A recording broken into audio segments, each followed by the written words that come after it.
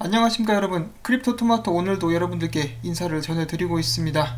자, 오늘 주요한 소식들 몇 가지가 또 공개가 되었습니다. 여러분들께 또 바로 전달을 해드리려고 하고요. 지금 XRP 가격 보시면은 비트코인이나 다른 암호화폐들에 비해서 많이 오르지 못하고 있는, 끙끙대고 앓고 있는 그런 모습이 보여지고 있습니다. 많이 안타깝죠. 그와 동시에 비트코인의 독주는 계속해서 진행 중입니다.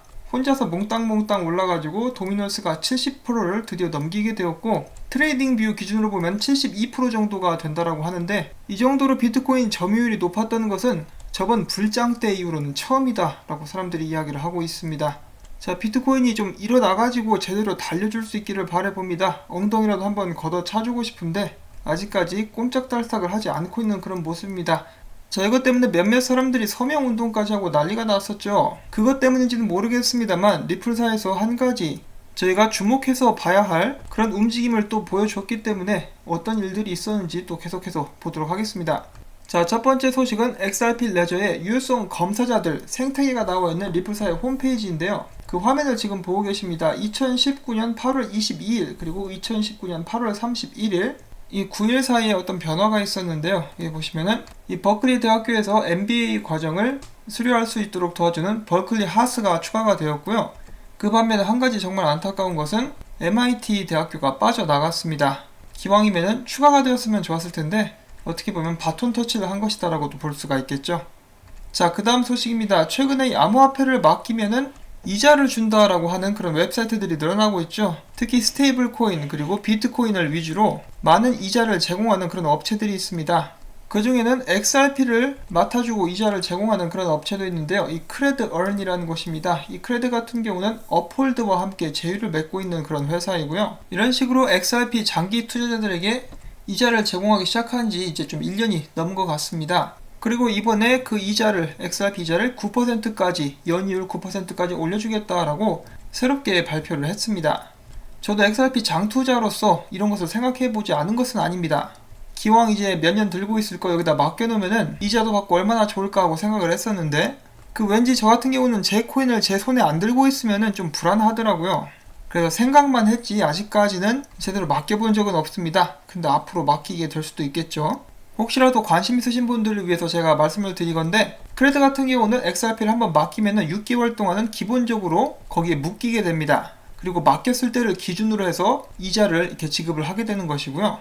일단 업홀드라는 회사 자체가 꽤 인지도가 있고 신용도가 어느 정도 있는 회사이기 때문에 회사 자체는, 이 서비스 자체는 괜찮지 않나라는 생각 정도는 하고 있습니다.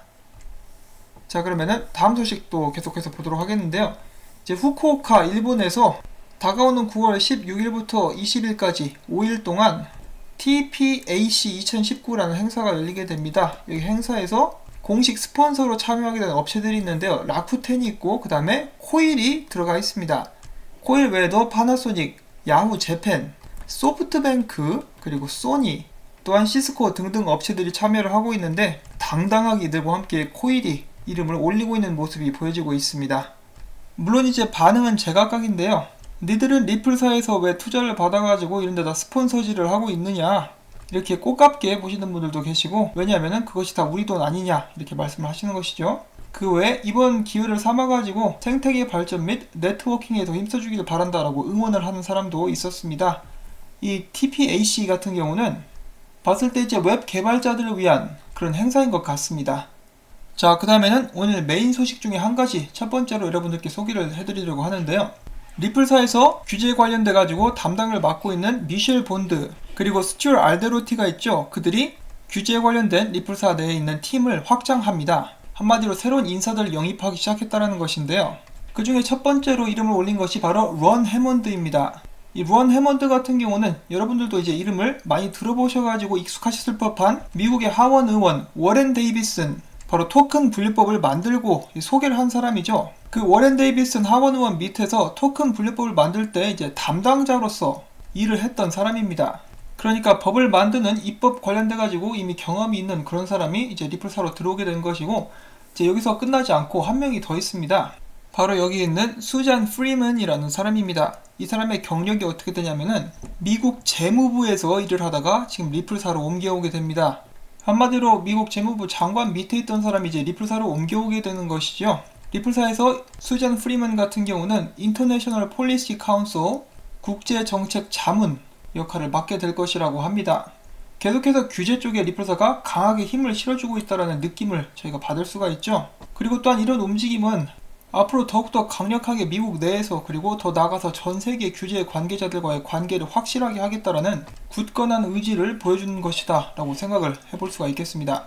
일단 이 두 사람을 보면은 미국 정치권에서 그리고 미국 정부 부처에서 일을 해왔던 사람이기 때문에 미국 내 규제 먼저 확실하게 다져놓으면은 다른 나라는 오히려 더 쉬울 텐데 말이죠.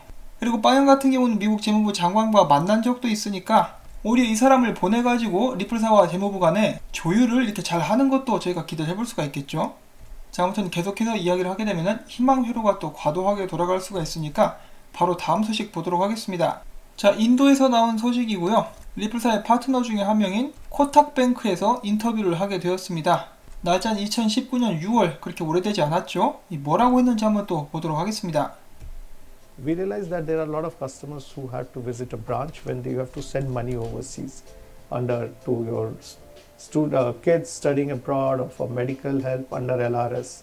We said, why can't we offer a platform where customers can just come online and they can remit up to $25,000? That's what we stipulated under online for existing customers, for non-customers up to $10,000. So we brought in another product that was solving that problem. Similarly, we looked at the inward remittance and we said, while there is a lot of talk about blockchain, rather than looking at this as a concept and a POC, is there a real use case and value for customers? And this is where we brought in the inward remittance platform we integrated with Ripple. Now, this is where we are able to reach out to new corridors and bring in the remittance into India. Because unless the volumes were large, banks were reluctant in going and tying up with banks in different corridors. Now, Ripple platform helped us fast track that. So we have been looking at each area to say, let's go and disrupt ourselves rather than waiting to be disrupted by somebody else. 자, 인도의 고객, 리플사의 고객이 무엇이라고 이야기를 했느냐? 우리는 많은 고객들이 해외로 돈을 보내기 위해서 은행 지점을 직접 방문하고 있다는 사실을 깨닫게 되었습니다. 그리고 이들은 유학하고 있는 해외 자녀들에게 혹은 LBS 시스템 이용자들이 의료 비용을 지불할 때 국제 송금을 사용하곤 합니다. 여기서 말하는 LBS는 인도에만 있는 개인 간의 연간 송금 한도 규제를 이야기를 하는 것입니다. 자, 그래서 우리 코탁뱅크는 온라인으로 국제 송금을 할 수 있게 해주는 플랫폼을 개발을 했고, 기존 고객들은 25,000달러까지 그리고 비고객들은 10,000달러까지 국제 송금을 할 수가 있게 되었습니다.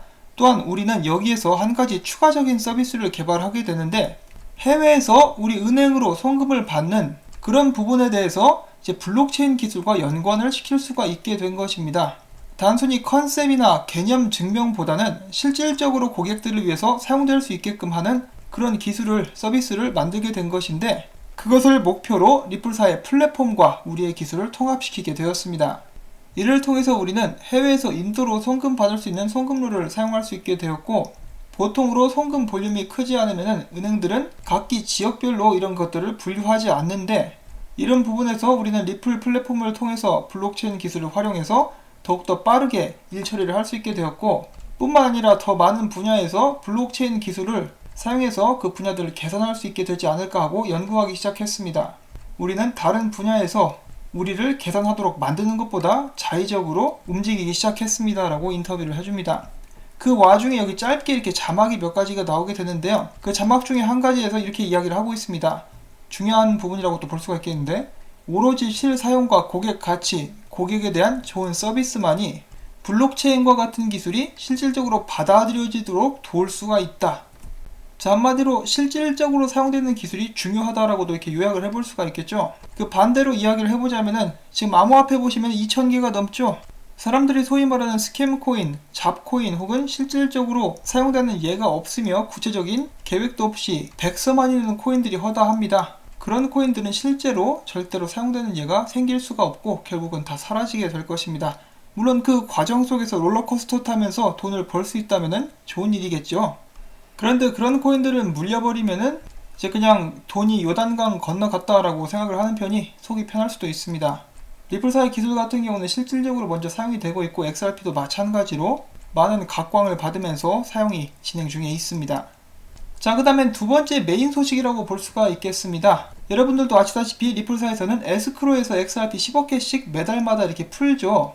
이거 풀릴 때마다 사람들이 분개하고 또 곡소리를 내면서 이제 제발 좀 그만해라라고 이야기를 하곤 하죠. 그래서 리플사에서도 이 거래소에 던지는 양을 줄이겠다라고 이야기를 하기도 했었습니다. 자, 그래서 지금 보시면 9월 1일 10억 개가 일단 에스크로에서 풀려나게 됩니다. 그 다음에 9월 3일 이 중에 5억 개가 다시 한번 에스크로에 묶이게 되고요. 이어서 1억 개가 묶이게 됩니다. 9월 4일이었고요. 다음에 2억 개가 추가로 묶입니다. 그래서 10억 개가 나왔는데 8억 개를 다시 묶어버렸죠. 아직까지 확인된 것만 8억 개를 그냥 그대로 고스란히 돌려서 묶었습니다. 자, 나머지 2억 개가 어디로 갈지는 아직까지는 미지수인데요. 기관이 사갈 수도 있고, 제가 기관이 산다라고 하면 또 비웃는 분들이 계시는데, 이 보고서에 나오는 사실들입니다. 그런 정보도 좀 찾아보시면 좋겠고요. 자, 아무튼 기관에 팔 수도 있고, 이 조금은 거래소에 던질 수도 있겠죠. 혹은 이제 또 다른 스프링 프로젝트를 통해서 투자를 하게 될 수도 있겠습니다. 그래서 여기서 중요한 것은 이례적으로 10억 개가 풀리자마자 8억 개를 그대로 다시 묶었다라는 것이고, 이것을 통해서 이제 가격 상승을 어느 정도 염두에 두고 있다라고도 볼 수가 있겠죠. 너무 많은 비난이 쏟아지니까 나름 리플사도 신경을 쓰고 있는 것이다라고 추측을 해볼 수도 있겠습니다. 자, 모두 이러한 노력들이 XRP 가격 상승에 큰 원동력이 되면 정말 좋겠습니다. 저도. 제가 뭐 당분간 빠른 시일 내에 가격에 그렇게 크게 신경 쓰고 있는 그런 상황은 아닌데, XRP 가격이 안 오르면 방송이 망하죠. 채널에 생사가 달려있기 때문에 저도 좀 올라갔으면 정말 좋겠습니다. 저 같은 경우는 솔직히 계속해서 정기적으로 구매를 하고 있기 때문에 가격이 낮아지면은 이 평단이 낮아지기 때문에 그런 점을 또 긍정적으로 생각을 하고 있었던 차라서, 근데 가격이 낮아지니까 좀 힘들어 하시는 분들도 많이 계시고 그래갖고 가격이 좀 올라갔으면 좋겠습니다. 자, 아무튼 이어서 최근에 리플사의 CTO인 데이빗 슈월츠가 트윗에서 이런 트윗을 남겼습니다. 이런 말을 했는데, XRP의 유통이 내 걱정거리 중에 하나다. 다만 나는 이러한 언급을 하는 데 있어서 조심스러운 위치에 있고, 자유롭고 정직하게 말할 수 없을 때는 말을 아끼는 것이 낫다라고 발언을 했습니다. 또한 그는 최근 리플의 개발 부문은 스프링과 협력해서 네트워크 독립성을 제고하기 위한 방법을 모색하고 있다. 인터레저 프로토콜의 보급이라는 전략을 채택하는 것은 XRP를 포함한 다양한 디지털 자산의 결제 솔루션을 금융기관에 제공하기 위함이다라고 덧붙였고요. 여기엔 나와있지 않지만은 XRP는 인터레저 프로토콜을 위한 최고의 암호화폐가 될 것이다라고 말을 하기도 했었습니다. 자, 아무튼 이 XRP 유통이 걱정거리 중 하나다라는 발언을 두고 많은 사람들의 토론이 이렇게 오고 갔는데요. 어떤 사람들은 이 최근에 이 사태, XRP를 마음껏 더 이상 풀을 수가 없으니까 이것에 대해서 걱정을 하는 것이다 라고 이야기를 하는 사람들도 있었고, 어떤 사람들은 지금 묶여있는 XRP가 어디로 가게 될 것인지, 그러니까 제가 지난번에 찜 이론에 대해서 말씀을 해드렸었는데, 어떤 기관에서 찜을 해갈 것인지 그것에 관해서 말들이 오고 가고 있기 때문에 걱정을 하고 있는 것일 수도 있다, 이런 이론들이 혹은 토론들이 오고 가고 있는 그런 상황입니다. 제가 여기서 한 가지 중요하다고 생각을 하게 된 것은, 리플사가 XRP를 팔 때, 이 분산을 시킬 때, 시장이 분산을 시킬 때 보통 사람들이 이야기하는 것처럼 그냥 막 생각 없이 돈을 위해서 집어 던지는 것이 아니라 심사숙고하면서 계획을 세워가지고 그런 일들을 진행을 한다라는 것이죠. XRP가 시장에 많이 퍼지면 퍼질수록, 다양한 분야로 퍼지면 퍼질수록 유동성은 증가하게 되고, 그렇게 될수록 XRP가 자신의 역할을 성공적으로 하게 될 가능성도 높아지게 됩니다. 물론 그런 과정 속에서 가격 상승에 지장을 줄 수 있기 때문에 이 곡소리를 배경음악으로 틀어놔야 되는 그런 고난이 있긴 하겠습니다만, 일단 이것이 리플사의 목표라고 이제 볼 수가 있겠습니다. XRP는 전 세계 국민들을 위해서 디자인된 것이다 라고 제가 알스럴 브리도의 이메일을 여러분들께 여러 번 보여드린 적이 있었습니다. 자, 그 다음에 마찬가지로 비슷한 주제인데요. 이제 리플사가 XRP를 시장이 푸는 것에 대해서 토론을 하다가 이 겔가트론이 이렇게 말을 하게 됩니다. 이 겔가트론 같은 경우는 처음엔 비트코인의 열렬한 팬이었다가 나중에 XRP로 넘어오게 된 그런 케이스인데요. 이 사람이 트윗에서 이렇게 이야기를 하게 되는데, 비트코인 채굴자들이 16억 달러 정도의 비트코인을 매 분기마다, 그러니까 3개월마다 채굴을 하고 있는데, 정말로 그들이 채굴자들이 비트코인을 거래소에 팔지 않을 것이라 생각하나, 최소한 리플사는 XRP를 팔아서 그들의 목표인 인터넷의 가치를 건설하는 데 쓰고 있다. XRP를 팔아서 XRP가 다닐 수 있는 철도를 놓기 위해서 노력을 하고 있다라고 이야기를 해주고 있습니다. 그리고 비트코인이든 이더리움이든 채굴자들도 다 팝니다. 팔아야 먹고 살죠. 그리고 이제 체인링크 같은 경우도 개발자들이 엄청나게 많은 물량을 가지고 있다가 최근에 던진다라고 해가지고 또 논란이 된 적이 있었었죠. 이거 어떻게 보면 자연적인 이치입니다. 그 사람들도 먹고 살아야 되기 때문에 저는 그게 굳이 잘못됐다라고 생각을 하고 있지는 않습니다. 자, 마지막으로 이렇게 짧게 준비해본 소식인데요. HSBC가 이번에 블록체인 기반 위완화 표시 신용장 거래 첫 개시라고 해가지고 많은 화제가 또 되었었습니다. 이 HSBC는 영국 것이 아니고 홍콩 상하이은행 HBC 그 지점이고요. 여기서 처음으로 블록체인을 이용한 위완화 표시 신용장 거래를 성공적으로 수행을 시켰습니다. HSBC가 활용한 볼트론은 분산 원장 컨소시엄인 R3의 코다를 기반으로 합니다. R3 하면은 코다 하면 세틀러 하면은 XRP. 자, 그 다음에 이어서 이번 신용장 거래 처리는 지난 5월 볼트론이 시범 운영을 시작한 지 약 4개월 만이다. 당시 R3는 신용장 처리를 간소화해 거래 속도를 높이겠다고 밝힌 바가 있다. 기존 신용장 전송에 걸리던 5일에서 10일 정도의 소요 시간을 블록체인 기술을 활용해서 단 하루로 단축했다는 것이 HSBC의 설명이다 라고 이야기를 해주고 있습니다. 자, 블록체인과 암호화폐의 미래는 밝고 더욱더 많이 사용되게 될 것이다 라고 저는 생각을 하고 있습니다. 계속해서 좋은 소식들, 특히 XRP에 관련된 좋은 소식들 나오기를 바라보면서 오늘 영상 또 여기서 마무리를 짓도록 하겠습니다. 언제나 그렇듯이 구독과 좋아요, 그리고 여러분들께 지겨우시겠지만 광고 시청 꼭 여러분들께 다시 한번 부탁을 드립니다. 제 채널도 여러분들의 도움을 받고 살아가고 있습니다. 다시 한번 감사드리면서 전 다음에 새로운 소식 가지고 또 찾아뵙겠습니다. 안녕히 계십시오.